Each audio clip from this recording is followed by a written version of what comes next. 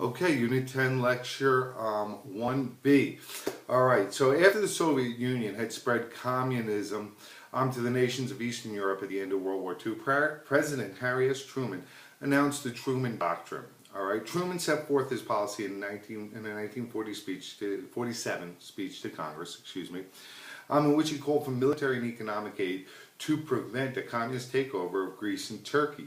The Truman Doctrine was President Truman's promise that the United States would defend free peoples from subversion, the overthrow of their government, or outside pressure. Thereby, the Truman Doctrine set precedent that the containment of communism would serve as the guiding principle of American foreign policy throughout the Cold War. Okay, under containment, the United States would not try to roll back communism. We're not actively attacking it and pushing it, but trying to keep it from spreading any further than it has. All right, trying to keep it in a container and resist communist aggression or attacks outside of the borders they already are in. All right, so the Truman administration then follows the announcement of the Truman Doctrine with the Marshall Plan. And the Marshall Plan was a massive American financial program, also announced in 1947, to help European nations rebuild from World War II. Its purpose is not only to rebuild European economies, but prevent the spread of communism. And ask me about this in class, because the communists were poised to take over almost all of Western Europe. And they were in good position, and people were looking for something, a new answer back then. So let's talk about it in class, how the Marshall Plan helps to prevent that.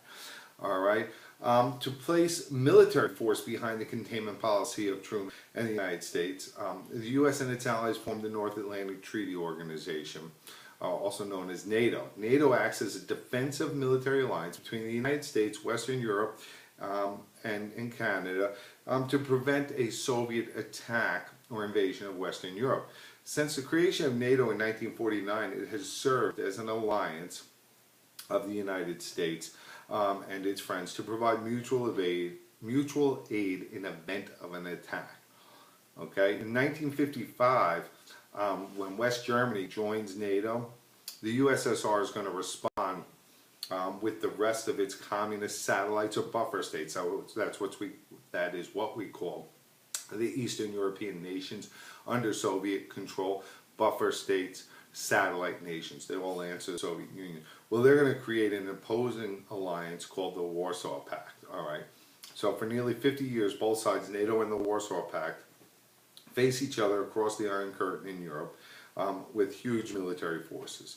And so we're starting to live under a little bit of fear during the Cold War. All right.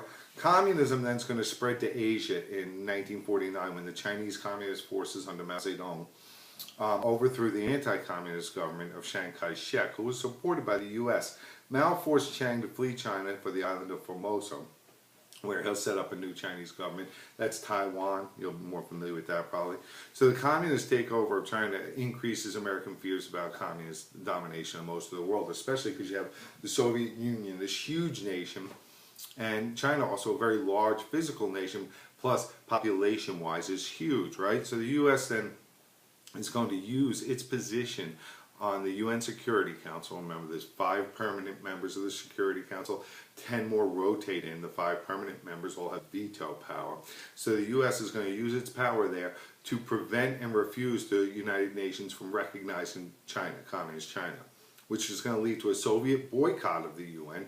They won't participate, which will be important when we get to North Korea, to the Korean War. We'll talk about it later. In addition, in 1949, to make things even worse, the Soviets exploded their first atomic bomb.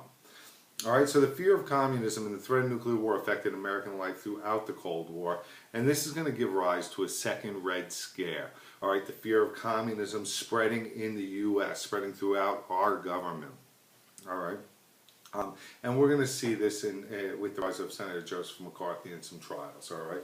I'm going to stop lecture B there.